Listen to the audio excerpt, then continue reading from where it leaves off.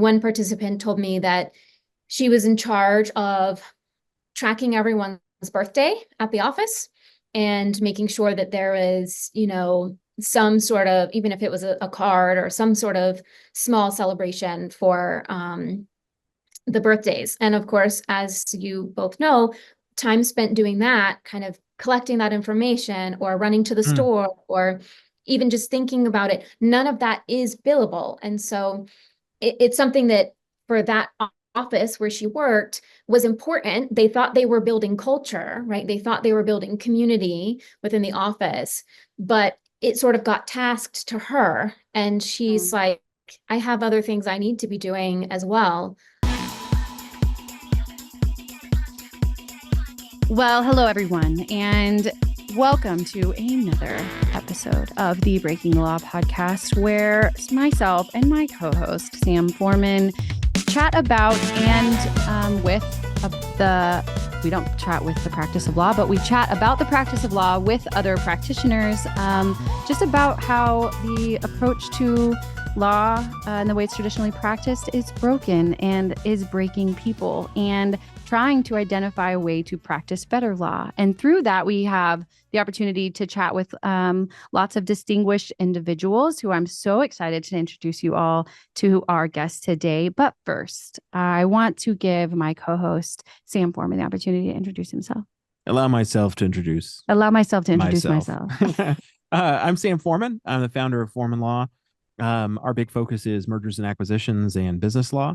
The best part of my life right now is our 2-year-old. We've discovered that he has the superpower of predicting the weather. Okay. I think he's honestly more accurate than the local meteorologist. Impressive. And I kind of make fun of him with my wife when he's not around, that he's kind of like a tiny little old man. He will say when there's a storm coming. Wow. And by golly, I mean, I think he's right about 90 to 95% of the time. Like, we were driving to Tulsa recently, and he's like, I think there's going to be a storm or something like that. And later that afternoon in Tulsa, torrential downpour. Wow. Just like nailed it. It was so awesome. Yeah. Like, storms are coming. Yeah. Feel it in my bones. He can feel it in his bones. Yeah. He's wonderful. He also comes up to me when I come home and he says, "Hi, buddy." Oh, And I love it. So my kids go through phases where they like me and don't, and they're in a like me phase, and it's just so nice. Oh, that's awesome. And I'm Ashlyn Lenskog. I am the founder of a law firm called AB Legal. And the best thing in my life, or one of the great things that's happening in my life right now, is that my mother was just on the receiving end of a heart transplant. That's awesome. I know she has a new heart just beating away in her body. So that has been sort of an incredible experience. And I'm going to let her introduce herself, but we have Professor Amanda Fisher with us today. She's from the University of Arkansas, and we're going to chat about some cool stuff. So, Amanda, I'll let you introduce yourself, and we'll just dive right in. Sounds great. Well, I'm Amanda. I teach legal writing at the University of Arkansas. This is my 7th year teaching law. I love it. I have a passion for it. It's one of the best things in my life. Speaking of good things in our lives, it's a new semester, new 1Ls, fresh faces, excitement through the hallways. I also have a son who plays hockey, and hockey season is starting, so I will also count that as one of the good things in my life. Very cool. But yeah, so I went to law school at Savannah Law School, which no longer exists. It's a tragedy. And then I got my Ph.D. at the University of California, Irvine in criminology, law, and society. So since then, this is the 3rd law school that I've taught at. So I taught at Cooley in Tampa, at Seattle University in Washington, and now I'm here at the University of Arkansas, hopefully for the long haul. Yeah. Very cool. Those are a bunch of big sports towns. Do you have any big sports affiliations now that we're getting into, my favorite hybrid season, football and election season? It's disappointing to most people here because I'm at an SEC school. I'm not a football person, but a big hockey person, which of course now I am in a state without a professional hockey team. So Youth hockey, that's where it's at for me. Do you I want us love to that. edit out that you're not a football fan? Would that be No, useful? Okay. you can say whatever you want. I love it. My husband That's great. is from Georgia, and they're SEC people, and it's like a different breed of people. And like we're Big 12, we're football people. We Right. love our football, but I don't know that we love it the way that they love it. I think it was you and I that was talking that you've come to Wichita for hockey, something hockey related, right? We have the Oh, Thunder that's cool. here. My kids are Yeah. huge hockey fans in that it's just a really fun environment. I don't think people think about how fun hockey environments are. Yeah, it is a lot of fun. And we do have, the university has, well, I would say a team. We actually have 3 teams this year, 3 hockey teams, including a women's team, which is really exciting. Very Women's cool. hockey is taking off. Okay. Love There's that. the Professional Women's Hockey League now that just started last year, the PWHL.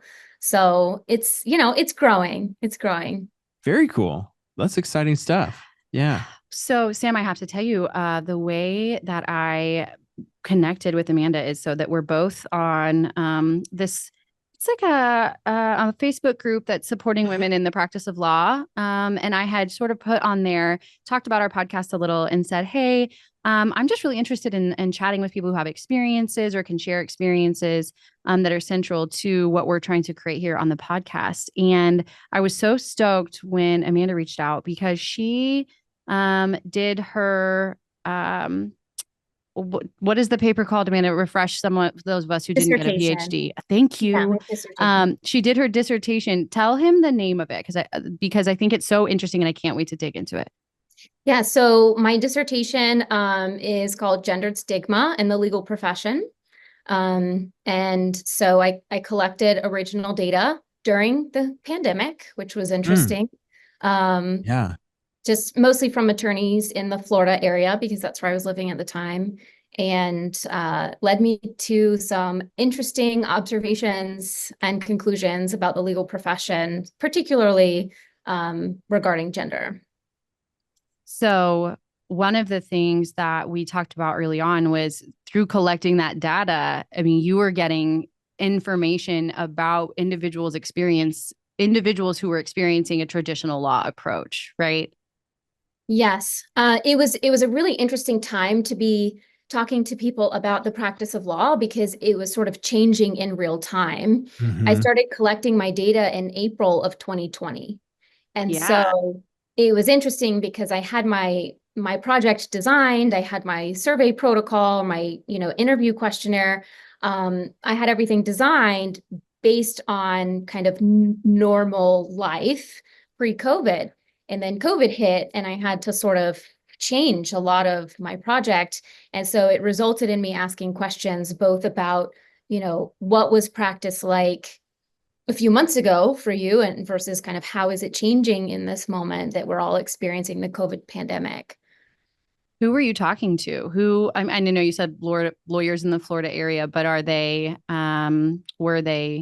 lawyers in big law? Were they lawyers in government work? Were they lawyers all in between? What kind of data were you collecting? Yeah, everyone. I didn't limit it to any particular practice area. The only requirements were that you were, currently practicing attorney in Florida. And so I got a range of participants.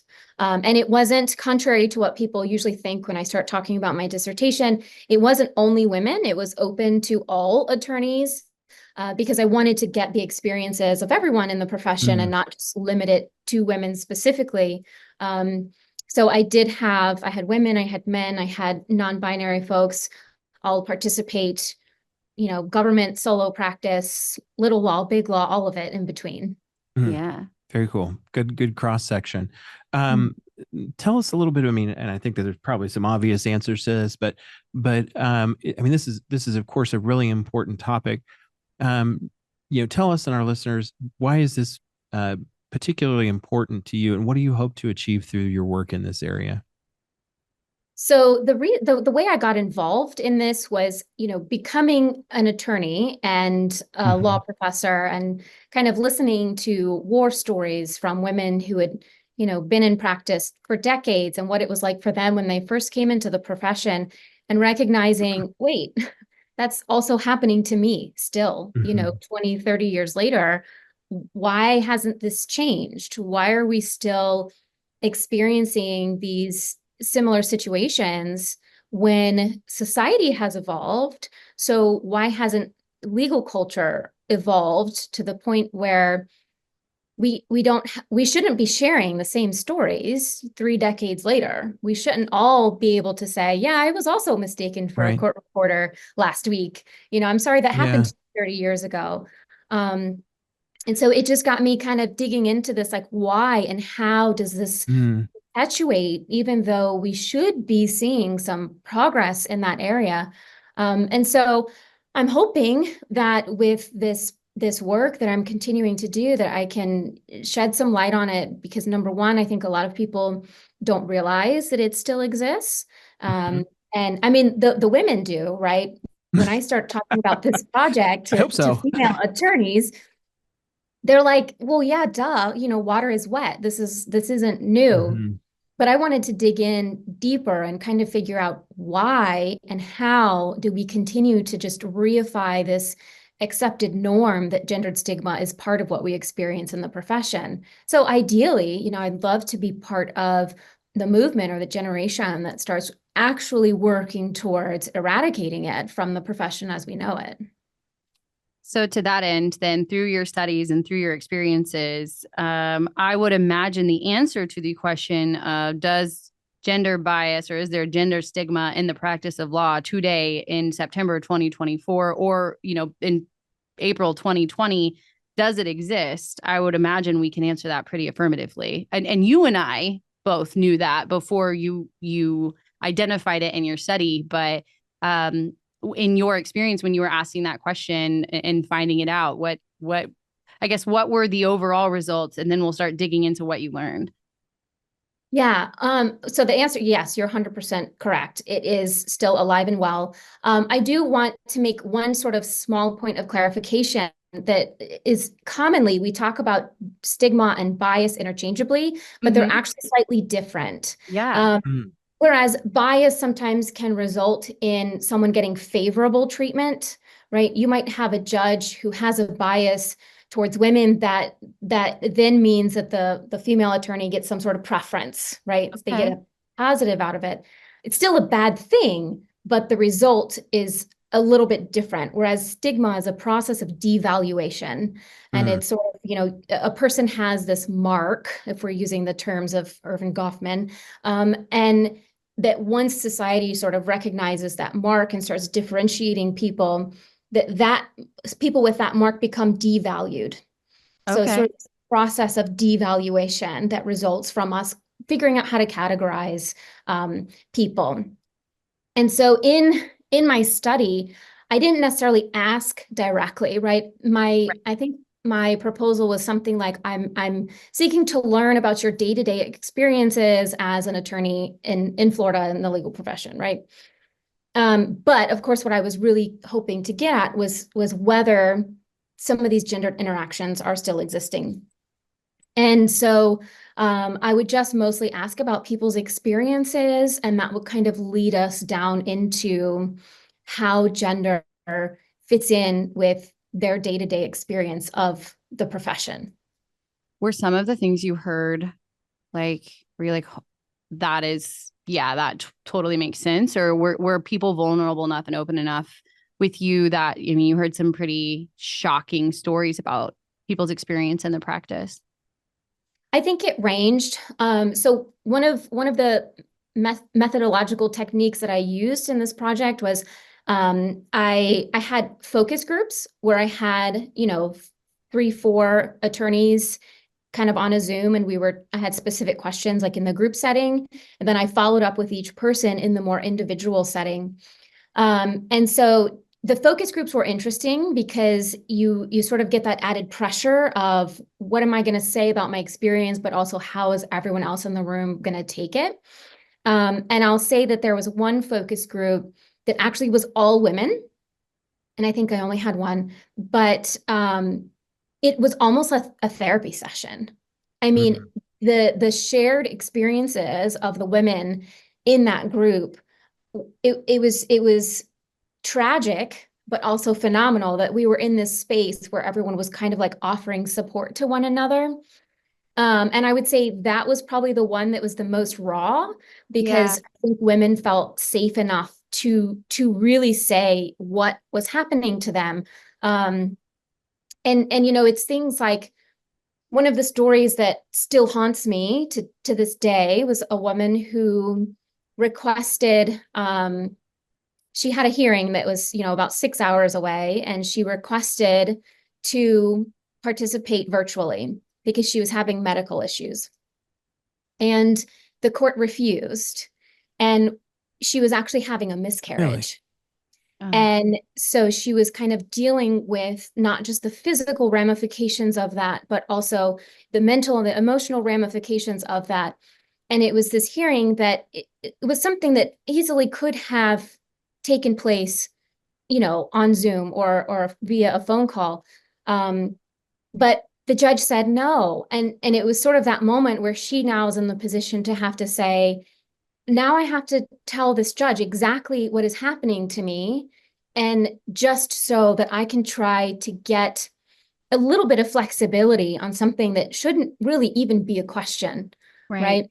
Right. If the attorney Yeah. comes to a judge and says, I'm having, you know, some medical issues, that should be the end of it, right? Why Yeah. do we don't need to have to stand up kind of in open court and explain like why people need some flexibility sometimes. And I think a lot of times that burden falls on women and on mothers, right? Because you Mhm. think about kind of the movement lately about, there's a whole handbook on what do you do if you are breastfeeding and you have to go to trial, and you have to sort of say in open Navigate court, that. like, I need a break, right?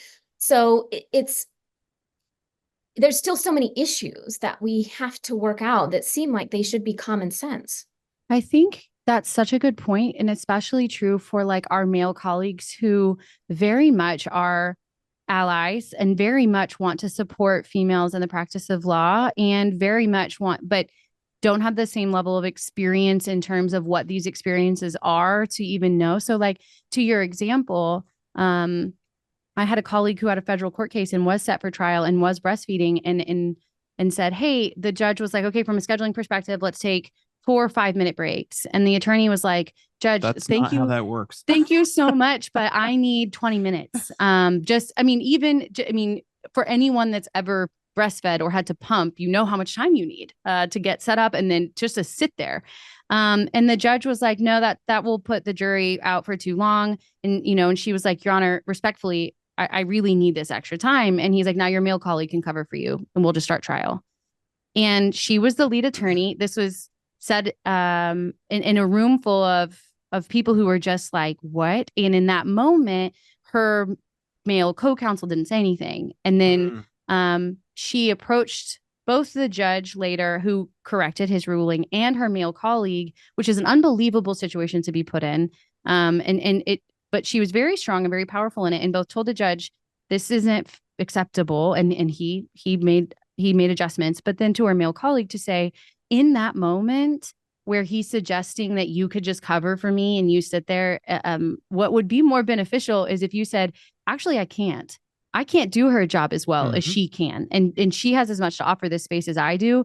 And it's not fair to our client or to this experience for you to expect me to step into her role at this time. That's not what we're prepared to do, Your Honor. And just those sort of examples, I think are so meaningful, because this was not 10, 20, 30 years ago. This was a year ago that this went down. Well, and I'm glad that it sounds like they got to a better result than they started with. Yeah. But I like that.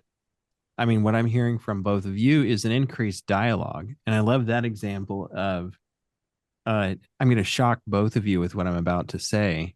I'm a man, and That's truly shocking. I don't, a lot of times I don't pick up on subtlety well. Yeah. Like I may not, and it's not through a lack of desire or intention. I may not pick up on things like bias and stigma that I just haven't lived and experienced, or no one's pointed out to me before. And it's so helpful.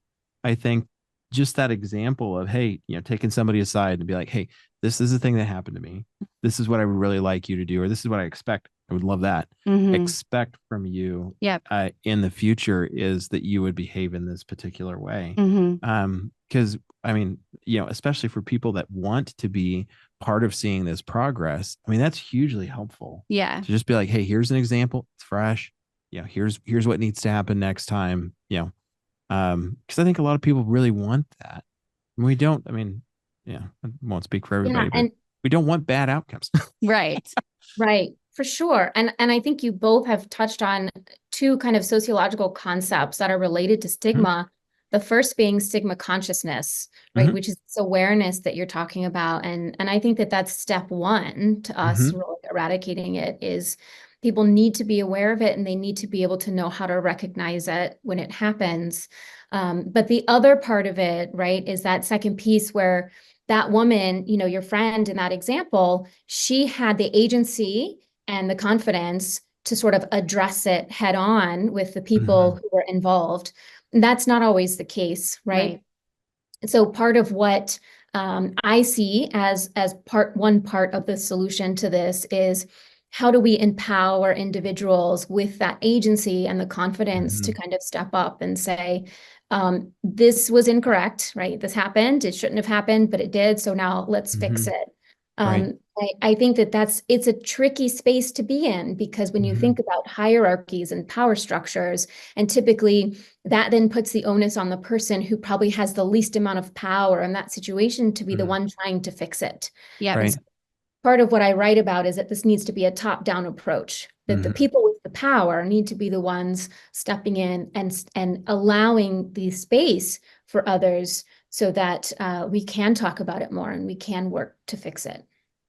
What's a great way for firm leadership? Because I mean, I can't think of a single firm that I know of that wouldn't at least say that they are supportive of all of the objectives that we're talking about here. Now, whether or not they would actually follow through, I think it's another thing. But what is a great place for, or a great way for a firm to really put their money where their mouth is and have leadership step in and model and communicate an expectation that, hey, this is really important to us.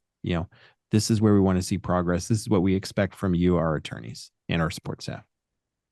Yeah, I think the biggest area where I see as a place where people, firms, institutions with power can really follow through is flexibility. Because I can sit here and say, this is what I needed when my son was an infant and I was working. Every person who's in that position might need something different. And so unfortunately, there's not exactly a one size fits all, except for listen and be flexible, right? So if you Mm-hmm. have a person who has been a good worker and they say, I need to work from home 1 day a week, right? The default should be yes Mm-hmm. versus Right. no. Right. And I think I had hoped a silver lining out of COVID would have been that we see now as a profession, so much of what we do can be done at home. I requested that from a firm I worked with when my son was small. And I said, look, I had this huge commute to the farm. And if I could work from home even 1 day a week, I could increase my billables, by probably about 4 hours a week just not having the commute, not having, to put on makeup and do my hair to be able to just get some work done. And I was told no. And I was like, okay, Mm. well, that would have really helped the balance in my life because my Right. son was an infant. So, and he didn't sleep the whole first year of his life. So it was kind of like Mm. trying to juggle things. And even Yeah. though I felt confident enough to ask, the answer was no.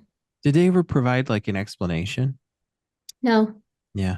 Do you find that when uh, women are making these requests for something that's going to be a better fit, that they're getting reasoned rejections of, hey, we've got this legitimate reason that this won't work? Or is it more of a cultural thing, or, hey, we can't think that hard. This is how we do it here. Everybody's got to be in the office. You're part of everybody. So therefore you got to be in the office. Yeah, I think that's more of what my participants indicated to me, Mhm. in the sense that it was just kind of like the default's just no, because we're doing it the same way that we've always done it, Mhm. and we're just comfortable there. So we're just Right. going to keep doing it that way. Right. Um, Because We operate only off of cultural precedent. yeah, right. right. Well, and because it's easier to change nothing. It's easier to just keep doing it, even if the way we've always done it. And this is what I've constantly tried to explain to firm leaders, not, I mean, just anywhere with anyone that will listen is the way that you've always done it is not, if the only thing at the end of the day that you care about is making more money, the way that you've always done it is not going to make you more money. That it will not Hmm. make you more money. And at some point you will start to see that, and you know, whether how fast that comes is sort of dependent on the firm itself. But I am so curious too, because I know that I think you and I chatted about this, from the participant perspective. I don't know if it came up at all, if you ran into, you know, this concept where in life, in the system of our lives, you traditionally hear that women are historically taking on the mental load of their homes, right? That they're taking on the mental load of their, and not, you know, it just systemically, it's something, and it happens in my home all the time. And I have a fully committed, helpful, unbelievably amazing partner who is 100% in and available, and you know, all those things. And yet still, a lot of the mental load is managed through me. I wonder if, in your experience, if any of the data that you collected, or the people that you were speaking with, whether the same is true for women's experience in their law firms or where they're working, whether the expectation was not just the unwritten expectation, either that is put on themselves or by the place that they work, is not just to perform the legal services that need to be performed in order to help our clients, but also all of the stuff that makes the firm run, that is non-compensable, compensationable, whatever. Unpaid. Thank you, unpaid. All of the non-billable work is also managed primarily, or expected to be managed by the female attorneys in the room. And I didn't know if that is a personal experience of mine, or something that you also saw when you were collecting information or talking to people in the industry. Yeah, that's definitely a shared experience, right? And again, it's not, I'm not saying that every single person experiences this, but it is something that came up often in my conversations with women when we're talking about kind of their day to day. And that was actually something that I asked. I think the way I phrased the question was sort of walk me through your day from the time that you wake up to the time you go to sleep. Like, what does your day look like?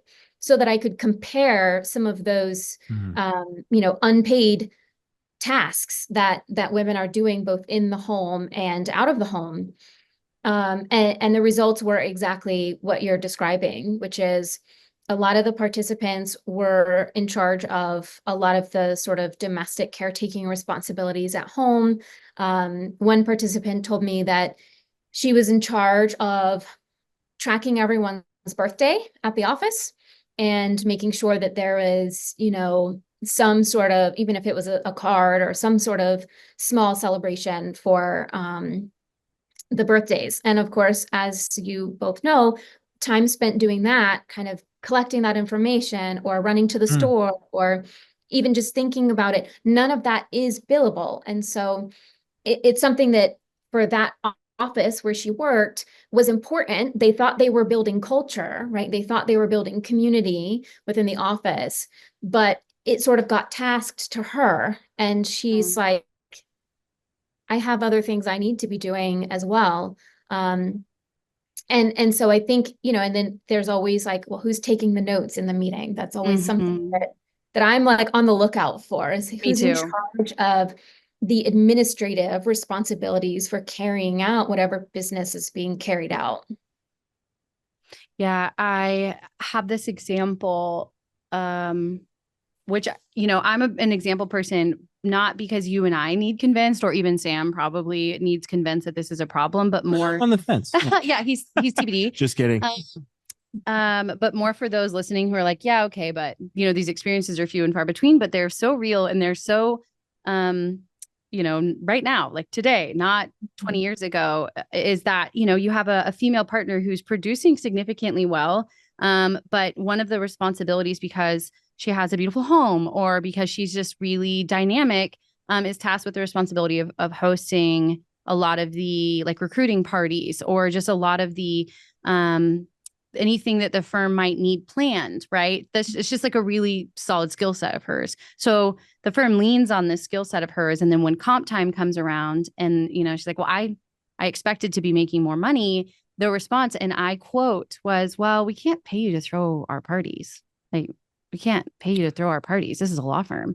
And she never threw a single party for the firm again and then left. But that's what I'm talking about is they felt, and these are good, decent human beings in their souls. They're not bad people. These are people who, but in the world, in, whatever year that was, they felt confident saying, they saw no value in that work yet, tasked it to someone that I just think that's where sort of the stigma, am I using the right word there, Amanda? Like the stigma exists, is that she can do it. That's what her job is. That's what I think there's something implicit here that, I think, this conversation supports, but I want to make sure that we're clear on it for our listeners, is that there's a lot of these non-billable, these unpaid administrative responsibilities that female attorneys are being asked to bear that male attorneys aren't being asked to bear similar amounts of unpaid work. I mean, is that accurate based on your experiences, based on your research as well? Yes, absolutely. Okay. Yeah. And I think it's twofold. Sorry, Sam. You I don't finish think you're sorry at all. I'm like 2% sorry for talking over you, but not 100. Finish your thought before I talk over you again. I don't even remember what it was. Oh, dang it. That's okay. I remember. I was probably going to ramble for another time. I think that it's twofold, and I want Amanda to challenge me, and because she has obviously spoken with way more people about this, but I think it's twofold. One, the expectation exists for some. Two, we as women inherently give it, and then our male counterparts around us accept it, and then they accept it at home, and they accept it at work, and then we're 20 years deep into a marriage and or a work marriage or whatever it is, that we've given, and that people are accepting. And then we're realizing like, wait, why am I the one planning all the parties? And you are billing 20 more hours a week than me. And it's like, wait, how do you have more time in the day that they don't have more time? They just have less to do.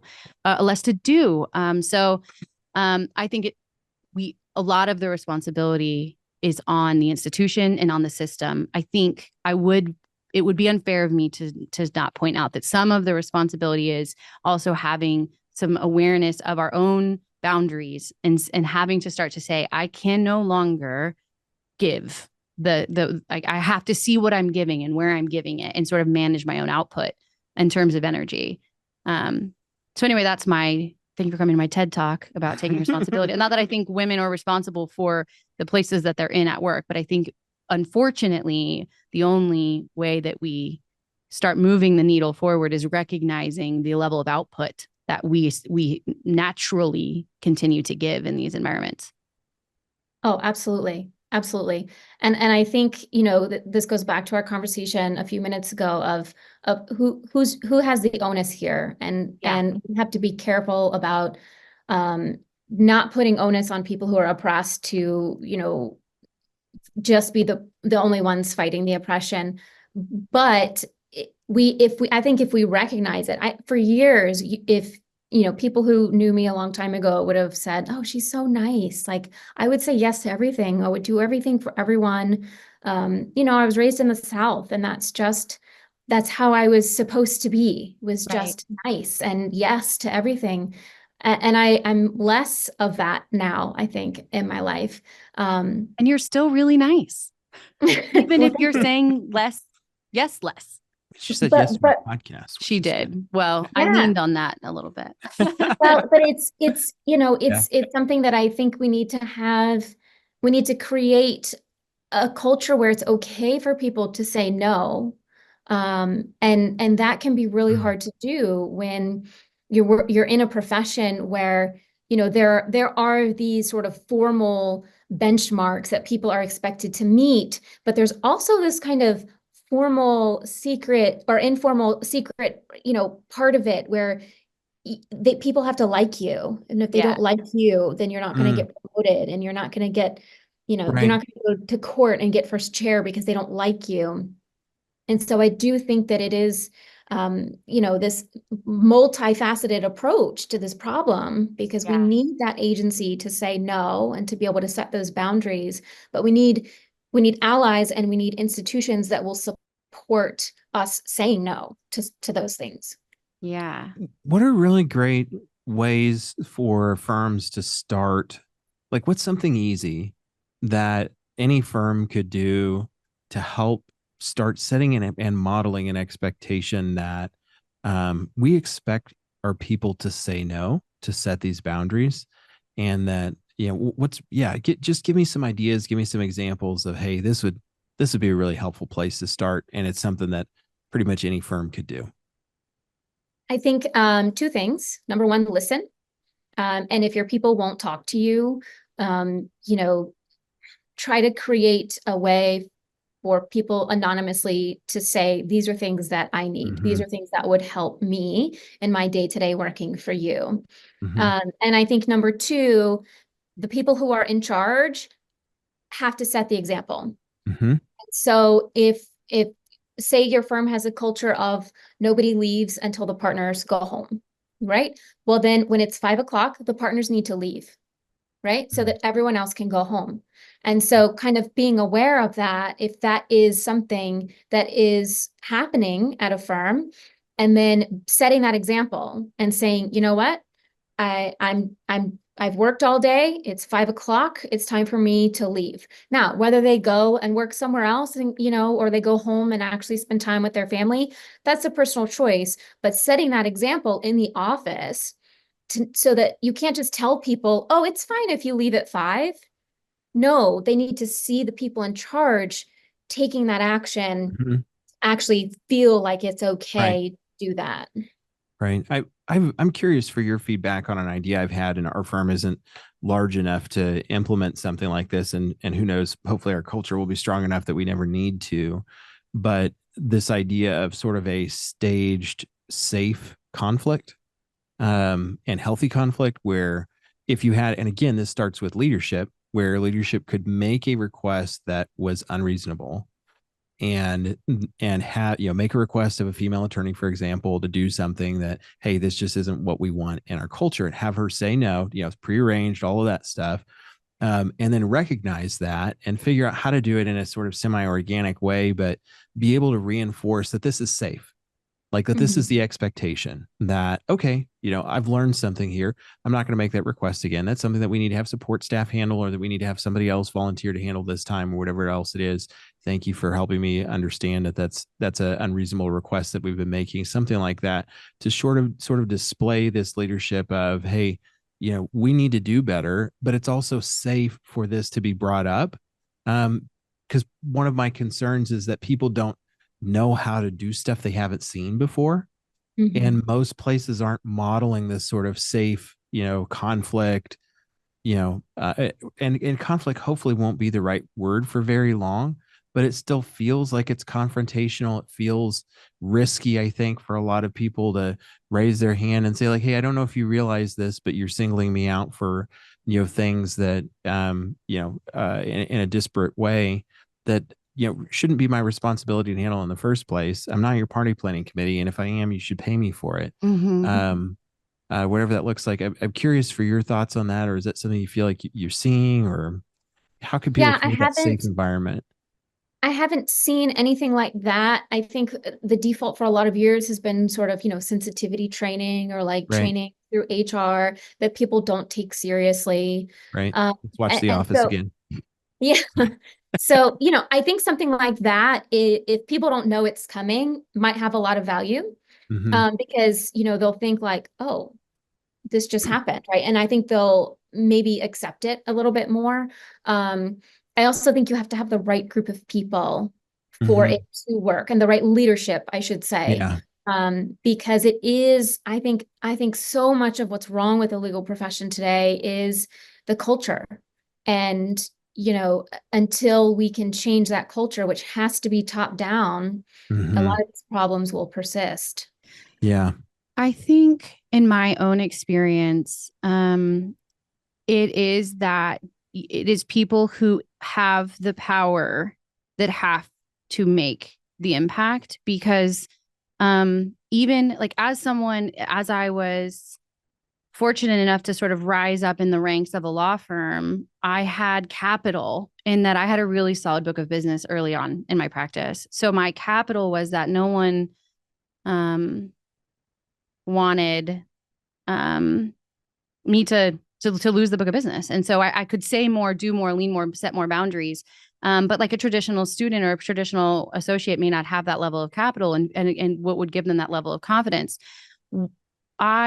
When you become like a partner and then you have that level of privilege to be able to call out a room or say, no, wait, that's wholly inappropriate, or do it personally behind closed doors, also puts the management of improving the system on those who've experienced the system's harm, which sucks, and creates a sort of this cycle. But I think my concern is that it be until top leadership doesn't just do lip service to the recognition of the existence of the stigma and instead actively identifies opportunities to address it. The leadership itself, not, I mean, I think HR in a law firm is a joke, because the HR director is the boss of the HR director is all the lawyers. Like, what's the HR director going to do? Be like, hey guys, you're really bad at this, but don't fire me. And hey, you're really, I mean, if you challenge a bunch of lawyers, the first person to go is the HR director. And so I think that is an ineffective means in which to hold lawyers accountable. But I think the only way that you keep lawyers from managing or behaving inappropriately in the workplace is by making it cost them money. I think it has to cost them money. And maybe that's an unpopular opinion. I would slightly disagree with that. Tell me. But I think it's almost completely true. Wow, that's a lawyer answer for you. I think that I think that we've had great examples here on this discussion, even though we maybe haven't directly identified them as such, of economically counterproductive decisions that law firms are making. I mean, just by perpetuating this sort of lack of flexibility, lack of understanding of, the different needs of human beings on their teams, law firms are creating an environment which is primed for them to lose their most valuable asset, which is their team members. Women, men, whoever it is, if they're not in a role that's in an environment in which they're optimized to thrive, or at least where there's enough pain points, eventually they're going to leave. I mean, and that is a really expensive loss for law firms. But leadership continues to perpetuate the environment that drives talent out of their firms, because they are more beholden to the idea of their culture than they are to objectively making decisions about their business model. Now, I want to caveat that with, I don't buy into, and I largely reject on a personal level, the idea that the way to justify change is it's because it's good for you on an economic level. I just felt the need to say that out there. but I think it's institutional memory. I think it's a lot of those learned habits of, like, we just don't compromise here. We just do it the same way we always have, based on things that are no longer true and perhaps never were. But it's clearly counterproductive. You left your firm. Yeah. You left your firm. I left my firm. Right. All of these in large part because of people making decisions that were more about their commitment to a culture than they were to a bottom line, frankly. I don't know if you guys what you think of that, but I think it's my soapbox bit. I appreciate. Thanks for coming to my TED Talk. Your soapbox. I think, and granted, I'm coming at it through a lens maybe where I have not done enough healing, so there is maybe yet to be said. But in my work, because I do a lot of DE&I work, both with business and with law firms, and in my experience, doing the right thing because it's the right thing to do works for a lot of people. It doesn't work for everyone. Because like what is right is so subjective. And a lot of law firm leadership right now grew up in such a toxic legal environment that it is I did it, you can do it too. It is this hold Yes. on, this was really hard for me, and look how great and fine and everything my life is. And it's this idea that if I let it be better, if I let you all have a better version of life, then I have to turn around and look at what I sacrificed and look at, I didn't get to go to my kids' games. I didn't get to all of these things. I have to own that probably wasn't right. And so it's existing in this space where you have to admit that the version of your life, when you now reached a leadership goal, it should have been challenged and you shouldn't have had to make those choices, but you have to live with it. So you don't have to face it. And like, none of them want to. I mean, that was at least my I survived. experiences. What's your problem? Yeah. And if the way I did it was wrong, then maybe the people who've been telling me my whole life that I work too much, or maybe the kids who I don't have as great of a relationship with as I could because I was always at work, I have to acknowledge that the industry didn't change for me either. And so it's all so wrapped up in these leaders who have their own internal relationships with the practice of law and with the traditional approach to law that I don't think they can let go of it. I think they need it to continue to justify all of what's got them here. Does that make sense? Yeah. No, I think. Yeah, and Yeah. I think that's where this kind of ties back into identity, right? Like the way that law is practiced has become who people are, right? So there's different types of identities, one of which is role-based identity. And so you don't say, as lawyers, right, we don't typically say, oh, I practice law. We say, I am a lawyer, right? It's part of who we are. It's part of our identity. Yep. And it is something that we perform. But I think that when the way that law is practiced becomes inherent in who we are, that makes change even harder. Yeah. And for example, going back to kind of the economic question, the practice of law is wildly inefficient when you think about the billable hour, right? Because you think about, okay, we're measuring somebody's worth. And so the billable hour as it relates intra-firm, like between, the lawyers and the bosses. Immediately got video game vibes. We have all of these, technological advances. We don't research in books anymore. It's at our fingertips, right? We can pull up Westlaw and find whatever we need in minutes, things that would have taken hours for the generation of lawyers ahead of us. Now we're on the cusp of this AI revolution that is going to make lawyers even more efficient. Yet we punish people for being efficient, right? Like, oh, you got this done in less than an hour, and we need to bill the client for an hour and a half for this type of work. And so you get punished for being efficient, which then kind of just makes the whole thing implode, in my opinion. Like, I don't think as lawyers, our value should be how many hours we bill. I understand that the firms have to bill the clients and they need to attach something to that. But if I'm an efficient lawyer and I get my work done in a manner that it's done well and it's thorough and I did it efficiently, I'm essentially punished for that, because then it's like, well, great, you finished your work, but now you need to stay and do more work because you didn't bill enough. And it really just promotes inefficiency. Like, why should I get my work done in a timely manner? If they want me to charge an hour for something, maybe I should just take an hour to do it. Yeah. Right. Well, I mean, we were just talking about this on a prior discussion, and Ashlyn made some really great points about how some firms will, lowball quote certain things on an hourly rate basis. And then it'll just kind of churn the file on stuff. And they will agree to arrangements that create all of these perverse economic incentives that misalign things unnecessarily. There's always going to be a little bit of tension there between attorneys and clients when it comes to cost and hours required, which I think is unavoidable, at least for the time being. But I thought that was a really good point, because I think it penalizes people for being efficient, or it removes the incentive to do so. And in fact, in many cases, it institutionalizes an incentive to be inefficient. Yeah. Just as you pointed out. And I mean, that's not helpful. And I think it's part of it. Ashlyn and I have talked about this before. One of the big challenges with big law and traditional law firm models is that there's this sort of one size fits all scorecard. Like there's not a there's not a safe environment, if you will, in which people can thrive based on like, hey, that's great, but I'm going to raise my rates because I'm more efficient and I figured out how to do it better, faster, cheaper. There's a, hey, you can't charge more than me. I'm the senior attorney on that. Mm. Right. Right. And I think I think that's yeah. Anyway, lots of Well, negative things about that. and I think bringing it kind of back to gendered stigma, right? Mm. I will, this is my bias coming out, is that I will say that I think busy moms are the people who can accomplish the most. And so that just continues to perpetuate this when, if you have someone who's not a parent and who has no caretaking or other obligations, maybe they can stay at the office 10 hours and take their time and suck up all of those minutes.